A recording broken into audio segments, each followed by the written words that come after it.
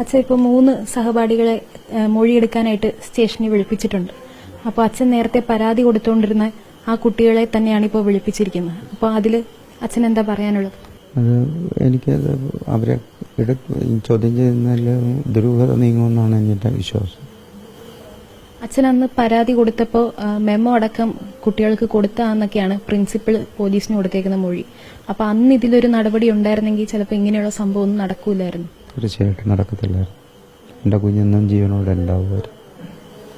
എന്താ ഈ പ്രധാനമായിട്ടും ഇന്നും പ്രിൻസിപ്പളൊക്കെ വന്നപ്പോൾ പറയുന്നത് എന്താണ് അവരൊക്കെ?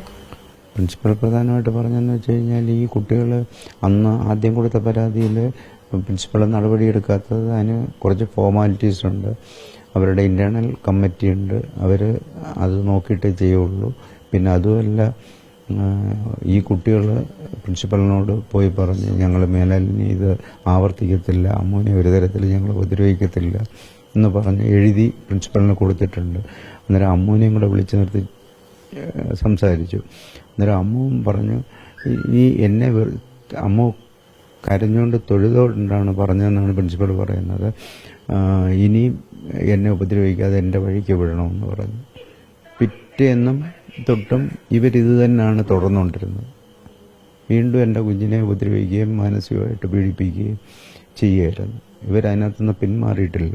വീണ്ടും പ്രിൻസിപ്പലിനോട് പറഞ്ഞതല്ലാതെ എഴുതി കൊടുത്തതല്ലാതെ ഇവർ ഒന്നും വീണ്ടും പല പ്രാവശ്യം ഉപദ്രവിക്കുകയായിരുന്നു.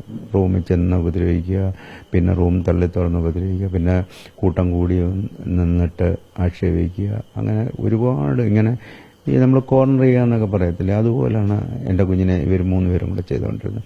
പിന്നെ ഇവരൊരു 10 പേരുള്ള ഗ്രൂപ്പായിരുന്നു. അതിൽ എൻ്റെ കുഞ്ഞു പോയി. ബാക്കി 9 പേരുള്ള ഒരു ഗ്രൂപ്പാണിത്. ഈ 9 പേരെ ചോദ്യം ചെയ്ത മൊഴിയെടുത്ത കൂടുതൽ വിവരങ്ങൾ അറിയാൻ സാധിക്കും. ഇന്നിപ്പോ പുറത്തു വരുന്നൊരു കാര്യം, ഐ ക്വിറ്റ് എന്നുള്ള രീതിയിൽ അവരുടെ മുറിയിലൊരു വാചകം കണ്ടു, അത് അമ്മു എഴുതിയതാണ്, അങ്ങനെയൊക്കെ പറയുന്നുണ്ട്. അച്ഛൻ അങ്ങനെ തോന്നുന്നുണ്ടോ? ഇല്ല, എൻ്റെ മകൻ എന്ന് അവിടെ പോയപ്പോഴത്തേക്ക് അവൻ പറഞ്ഞതെന്ന് കഴിഞ്ഞാൽ അവളെ എഴുതിയതല്ല എന്നാണ് അവൻ എൻ്റെ അടുത്ത് പറഞ്ഞത്. ഞാൻ കണ്ടില്ല. ചേട്ടൻ അമ്മുവിന്റെ കൈയക്ഷരം പരിചിതമാണല്ലോ, അപ്പൊ ചേട്ടൻ എന്താ അത് കണ്ടിട്ട് തോന്നി? അത് അമ്മു എഴുതിയതല്ല. അതിന് കാരണം എന്ന് വെച്ച് കഴിഞ്ഞാൽ അമ്മു അത് എഴുതും. അമ്മുവിന്റെ ഹാൻഡ് റൈറ്റിംഗ് എന്ന് പറയുന്ന ഒരു സൈഡിൽ ഒരു ഇറ്റലിക്ക് അല്ലെങ്കിൽ ഒരു സൈഡ് ചേർന്ന് അവള് എപ്പോഴും നമ്മൾ കളിയാക്കുന്ന ഒരു സ്റ്റൈല് കൂട്ടി എഴുതുന്നത് എന്തിനാന്നൊക്കെ ചോദിച്ചിട്ട് ഇപ്പൊ എഴുതിയെന്ന് വെച്ചാൽ വ്യക്തമായിട്ടൊരു ഉരുണ്ട രീതിയിൽ എഴുതി വെച്ചിരിക്കുകയാണ്. അതും അമ്മു ആ സിറ്റുവേഷനിൽ കുറച്ചൊക്കെ പഠിച്ച ഇതിൽ പറയുന്ന ഒരു കാര്യമാണ്. നമ്മളിപ്പോൾ അങ്ങനെ സിറ്റുവേഷൻ എഴുതുന്ന ഒരാളുടെ കൈയക്ഷം എന്ന് പറയുന്നത് ഒരിക്കലും ഒരു ഇതാവത്തില്ല. അത് ഭയങ്കര എവിഡന്റ് ആയിട്ട് തെളിയിക്കുക എന്ന് വെച്ചാൽ ഇങ്ങനെ ഇതാക്കാൻ വേണ്ടി മുമ്പിലിട്ട് കൊടുത്തതാണ്. അത് അമ്മു എഴുതിയതല്ലെന്ന് ഞാൻ 100% വിശ്വസിക്കുന്നു. കാരണം 22 വർഷമായിട്ട് അവളുടെ ഹാൻഡ് റൈറ്റിംഗ് വരുന്നതനുസരിച്ച് എനിക്ക് മനസ്സിലാക്കാൻ പറ്റും. അത് അമ്മു എഴുതിയതല്ലെന്ന് എനിക്ക് 100%. കാരണം അത്രയും ഉരുണ്ട് അങ്ങനത്തെ ഹാൻഡ് റൈറ്റിംഗ് ഒരിക്കലും അമ്മു അങ്ങനെ അത്രയും ബോൾഡായിട്ട് അങ്ങനെ അത് എഴുതത്തില്ല. അപ്പൊ മറ്റൊരാൾ എഴുതിയതാന്നുള്ളത് വ്യക്തമാണല്ലേ? അതെ, എനിക്ക് അങ്ങനെ തന്നെയാണ് ഞാൻ വിശ്വസിക്കുന്നത്. കാരണം അമ്മുവിന്റെ ഹാൻഡ് റൈറ്റിംഗിൽ ഒരിക്കലും അത്രയും ബോൾഡ് ലൈനിൽ അവർ സൈഡ് ചേർന്ന് എഴുതുന്ന ഒരു ഹാൻഡ് റൈറ്റിംഗ് ആണ്. അതെന്ന് വെച്ചാൽ കറക്റ്റ് അതുപോലെ എഴുതി വെച്ചത് ഒരിക്കലും അമ്മു അല്ലെന്ന് ഞാൻ അപ്പോഴും പറഞ്ഞു. പിന്നെ അതിന്റെ കൂടെ തന്നെ അമ്മുവിന്റെ ഫോണിന്റെ കാര്യവും. ഫോണിന് അമ്മു എപ്പോഴും ഒരു ലോക്ക് സൂക്ഷിച്ചു വെച്ചിരിക്കും. അത് എപ്പോഴും എനിക്കറിയാം ലോക്ക് എങ്ങനെയാണ്. കാരണം എന്റെ നമ്മൾ അങ്ങോട്ടും ഇങ്ങോട്ടും ഒരു കാര്യവും നമ്മൾ ഒരിക്കലും ഷെയർ ചെയ്തിരിക്കത്തില്ല. അതിനകത്തുണ്ടായിരുന്ന അമ്മുവിന്റെ എല്ലാം യൂസർ നെയിം പാസ്വേഡും തൊട്ടുള്ള എല്ലാം എനിക്കറിയാം. അമ്മുവിന്റെ ഫോണിനുണ്ടായിരുന്ന ലോക്ക് ഞാൻ നോക്കുമ്പം അൺലോക്ക് ആയിട്ടാണ് ഇരിക്കുന്നത്. അത് ഹോസ്റ്റലിലുള്ള ആൾക്കാരായിരിക്കാം അത് ചെയ്തതെന്ന് എനിക്ക് നല്ല രീതിയിൽ ഞാൻ വിശ്വസിക്കുന്നു. ഇപ്പൊ എന്തായാലും അവരെ മൊഴിയെടുക്കാനായിട്ട് വിളിപ്പിച്ചിട്ടുണ്ട്. ഇനിയിപ്പോ കസ്റ്റഡിയിലെടുക്കണം, അങ്ങനെയൊക്കെ തന്നെയല്ലേ നിങ്ങളുടെ ആവശ്യം? അതെ, കാരണം എന്ന് വെച്ച് കഴിഞ്ഞാൽ ഇത് ചെയ്തിട്ടുള്ള ഈ 3 കുട്ടികൾ മാത്രമല്ല, മൊത്തം ഉണ്ടായ 9 പേരും മൊത്തം പേടിച്ച് നമുക്ക് മൊഴി എടുക്കുമ്പോൾ മാത്രമാണ് നമുക്ക് സത്യം വിലപ്പെടുന്നത്. കാരണം അതിനകത്തുള്ള ആൾക്കാരിൽ ആരെങ്കിലും ഒരാളെങ്കിലും പേടിച്ച് സത്യം പറയുമെന്ന് ഞാൻ വിശ്വസിക്കുന്നുണ്ട്. അതുകൊണ്ട് തന്നെ 3 എല്ലാവരെയും വിളിച്ച് ഇത് ചെയ്യണം, കസ്റ്റഡി എടുക്കണമെന്ന് ഞാൻ ആഗ്രഹിക്കുന്നത്. കാരണം സത്യം പുറത്തു വരണം, അതിനുവേണ്ടിയാണ്, വേറെ ഒരു ഇതുമല്ല. ഇന്നിപ്പോ പത്തനംതിട്ട പോലീസ് സ്റ്റേഷനിൽ പോയല്ലോ, അപ്പൊ അവിടെ നിന്നുണ്ടായ ഒരു റെസ്പോൺസ് ഒക്കെ എങ്ങനെ? എനിക്ക് ശരിക്കും പറഞ്ഞാൽ ഭയങ്കര തൃപ്തി, ഭയങ്കര സമാധാനം എനിക്ക് ബേസിക്കലി വന്നതെന്ന് വെച്ച് കഴിഞ്ഞാൽ പോലീസുകാരുടെ സമീപനമായാലും അവർ ഓരോ ആൾക്കാർ ഓടി കിടക്കുന്ന കണ്ട ചെയ്യുന്ന ഓരോ കാര്യത്തിലും എഴുതുന്ന ആൾക്കാർ, പോലീസുകാരായാലും ബാക്കിയുള്ള എല്ലാ ആൾക്കാരും കറക്റ്റായിട്ട് എനിക്ക് തൃപ്തികരമായിട്ട് തന്നെ എനിക്ക് തോന്നുന്നത്. അതിലെനിക്ക് പോയതിൽ വിഷമമുണ്ട്. അതിനുവേണ്ടി അവർ കഷ്ടപ്പെടുന്ന കാണുമ്പോൾ എനിക്ക് ഞാൻ സന്തോഷമാണെന്ന് പറഞ്ഞ തെറ്റായി പോകും. പക്ഷെ സമാധാനം എനിക്കുണ്ട്. അമ്മുവിന് നീതി കിട്ടുന്നത് തന്നെ നമുക്ക് ഈ അന്വേഷണത്തിൽ നിന്ന് പ്രതീക്ഷിക്കാം. സത്യമായിട്ടും.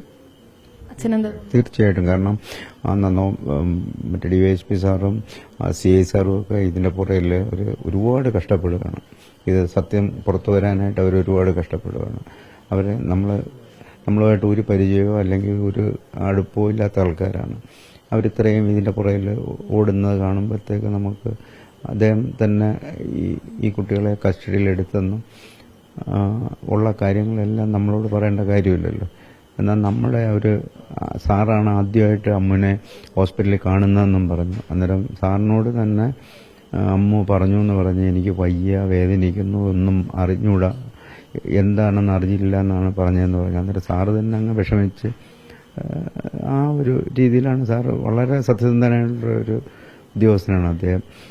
എന്നോട് ഞാൻ കണ്ടിട്ടില്ല, എന്നോട് ഫോണിൽ സംസാരിച്ചിട്ട് മാത്രമേ ഉള്ളൂ. അതുപോലെ തന്നെ ആ CI സാറ് അവരെല്ലാം ഇതിനു വേണ്ടിയിട്ട് പരിശ്രമിക്കുകയാണ്. ഇതെങ്ങനെയാണെന്നുള്ളത് സത്യസന്ധമായിട്ടുള്ളത് നമ്മൾ അവരുടെ അന്വേഷണത്തിൽ നമ്മൾ പൂർണ്ണ തൃപ്തരാണ്. അങ്ങനൊന്നുമുള്ള ഒരു പ്രശ്നമുണ്ടെന്ന് എനിക്ക് തോന്നുന്നില്ല. എനിക്ക് എൻ്റെ മോള് പോകാനുള്ളത് പോയി.